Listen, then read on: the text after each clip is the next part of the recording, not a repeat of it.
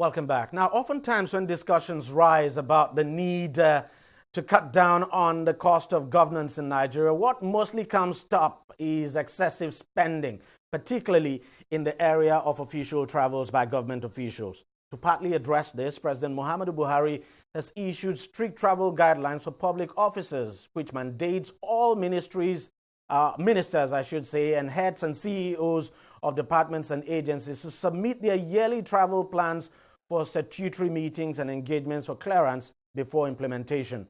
The President, in a statement issued by the Office of the Secretary to the Government of the Federation, also said all public-funded travels, whether local or foreign, must be strictly for official purposes, backed with documentary evidence. Also, ministers, permanent secretaries, chairmen of extra-ministerial departments, chief executive officers, and directors of government departments and agencies, of course, are restricted to not more than 2 foreign travels in a quarter, except, of course, with the express approval of the President. And in the case where a minister is heading an official delegation, the size of that delegation shall not exceed 4, including the relevant director, schedule officer, and 1 aide of the minister.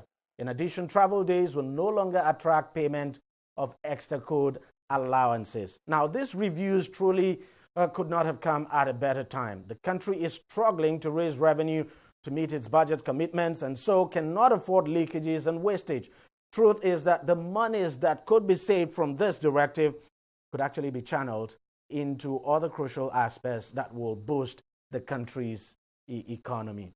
Let's now discuss this further with political analyst Jide Ojo, who joins me from Abuja. Jide, thank you very much for joining us on the program. It's a pleasure. How significant do you think this initiative is?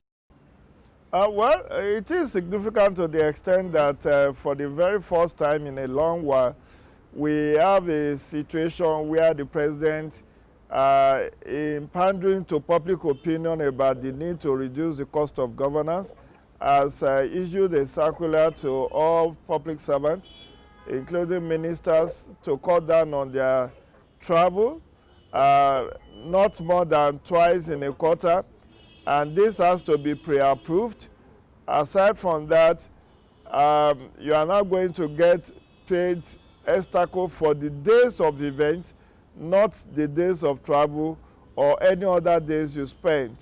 And this will save the country a lot of billions of naira being wasted on frivolous travels. Recall that this is also ancillary to the 2015 establishment of the efficiency unit of the Ministry of Finance, where it was even decided that only ailments that cannot be healed in Nigeria will be taken abroad for medical tourism. And all of this will help to substantially reduce the cost of governance in Nigeria. Although it is not far-reaching enough, but it's a very good way to start on the second term of this administration. And just as you said, before now, people did not know that these foreign travels actually cost the country a lot. And you have a situation where government officials will travel even when they have nothing to do abroad. They will travel at the expense, of course, of the country, the government, I should say. And this is definitely going to save the country some huge amount of money. Yeah, sure. Like I said earlier on, it's a step in the right direction, even though it's going to pitch the president against the public servant. Because many civil servants actually use these extra codes to show up their low salaries.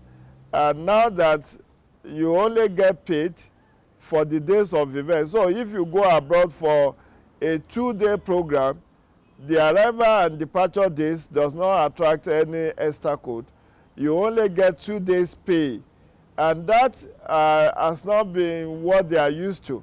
Recall that some of them will go some 2-3 days before the event and return some 2-3 days after the events have even finished.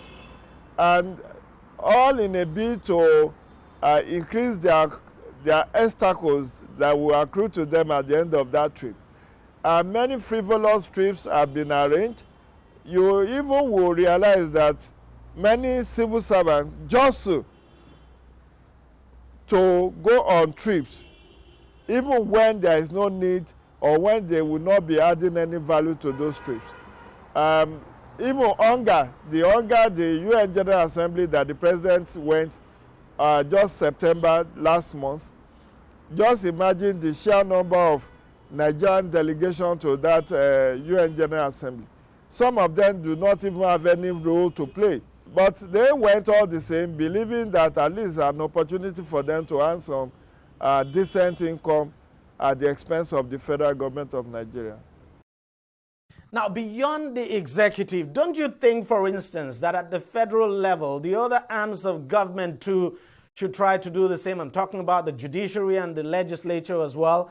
For instance, the judiciary, we know how much, for instance, some senior judicial officers could spend on foreign travels, especially, for instance, if you consider the case that came up with some of the judges whose homes were raided some time ago and dollars were actually found in there, and some of them actually came out to say there were dollars, they saved from foreign trips, Esther codes now from foreign trips. Now, it means they make so much money, especially when you consider the huge amount of dollars now recovered from some of their homes. Now, don't you think that even in the judiciary as well as the legislature, that it is necessary that this policy actually applies? I agree with you completely that it should go across board. Look at the 125 billion voted for the federal parliamentarians, the National Assembly. It's on the high side. It is very much on the high side, given the fact that we have a 2.1 trillion deficit in the 2020 budget. We couldn't just afford, and this is just revenue projection of 8.1 trillion, that we are not too sure we will hand that income in 2020. So you already are looking for 2.1 trillion to borrow to fund the budget. You have increased the VAT from 5% to 7.5% to fund the budget. And you now have this coterie of public servants who are less than 100,000 in number. The number of federal civil servants that I know is about 87 or something in the neighborhood of 90,000. You now have this handful of Nigerians spending billions of naira on travels, many of whom are needless. So I agree with you completely that the judiciary as well as the National Assembly also needs to trim down on some of their travels. Even though you go on recess, which is normal, recall that every year between July and September, the National Assembly goes on annual recess. It's not mandatory for you to go on foreign travels for your vacation. There are beautiful places in Nigeria, the Obudukatu Ranch, the Tinapa, the Yankari Game Reserve, and several others, where they will have their holidays or vacations. And this also should be a cue by the president. The president, I don't see any reason why he has to go to UK for his vacation. Charity should be from home. In 2020 budget, the presidency voted 3.3 billion for foreign travels. This is on the high side. I think the president needs to trim that at least by 1 billion. Reduce that foreign travel substantially. Many of the international summits, he doesn't have to go there personally. He could send a minister or head of a parastatal or department or agency to represent him. He should cut down on his foreign travel at his age. His age is not on his side to be doing all these diplomatic shuttles any longer. I'm not saying he should not go on foreign trips, but just like he has ordered his ministers, he should also set the pace by ensuring that only very important travels are embarked upon by himself and his vice president. So that is why I said in my opening comment that what the president has said is not far-reaching enough. I really, for instance, do not see the reason why the president will have appointed 42 ministers with himself added. That's 43. Section 147, subsection 3 of the Nigerian Constitution only said he should appoint 1 minister per state. So let's assume that he appoints 36 and appoint 1 for FCT. That makes 37. Why do we have to go 43?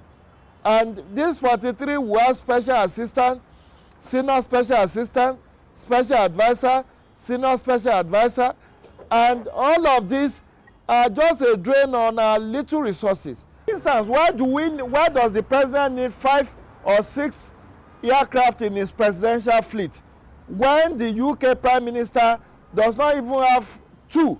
I think the British Prime Minister travels British Airways. The Queen of England travels British Airways.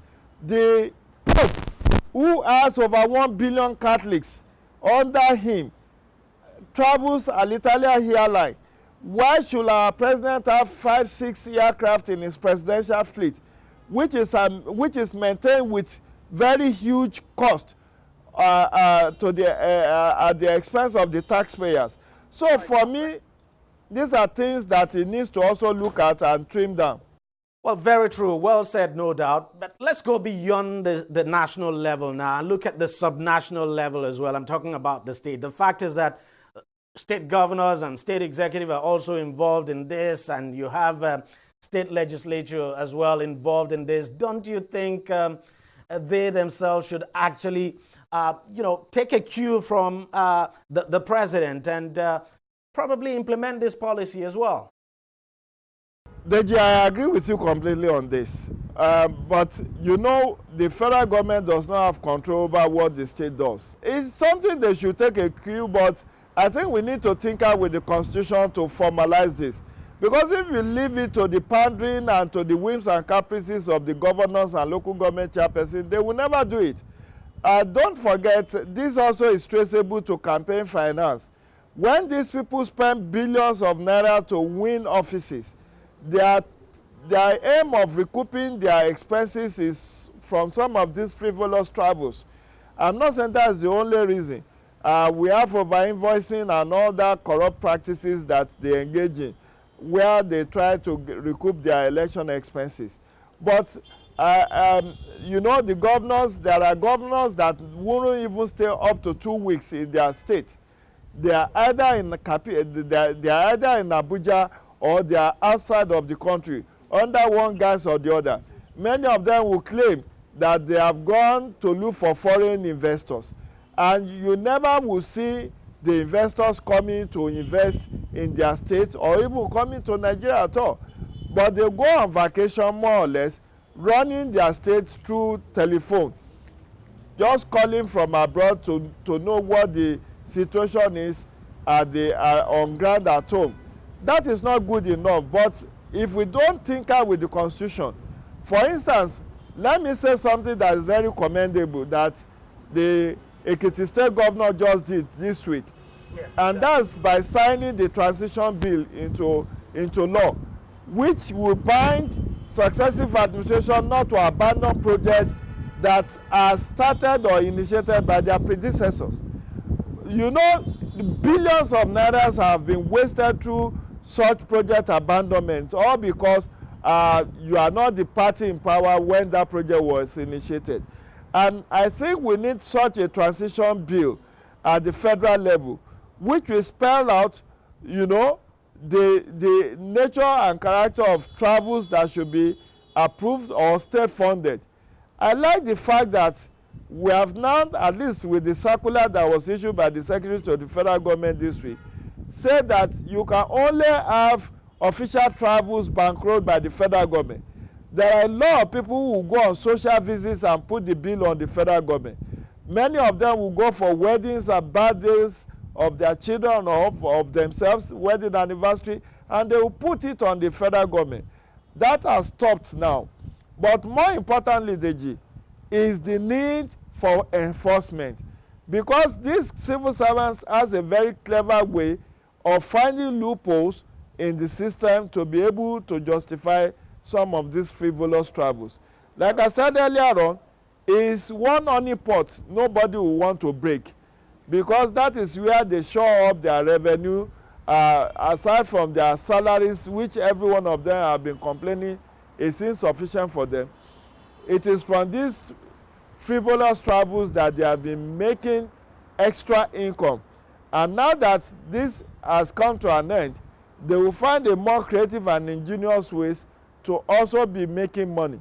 So this has to be comprehensively looked at to ensure that, one, there is proper enforcement. I saw in the circular that the Office of Auditor General have been asked to be vigilant and to ensure that anyone who contravenes this circular is made to pay back whatever he has taken illegally from the public treasury.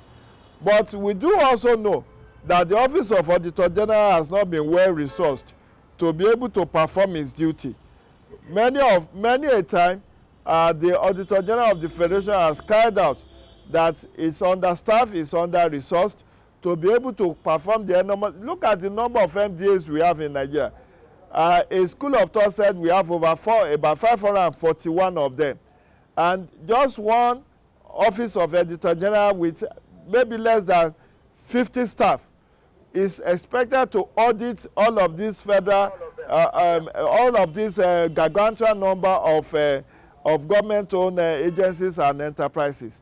So I think for the Office of Auditor General to perform its monitoring duty efficiently and effectively, it has to be well resourced with personnel, with funds, with the requisite capacity building to be able to carry out forensic audit to ensure that there is adequate compliance with this directive.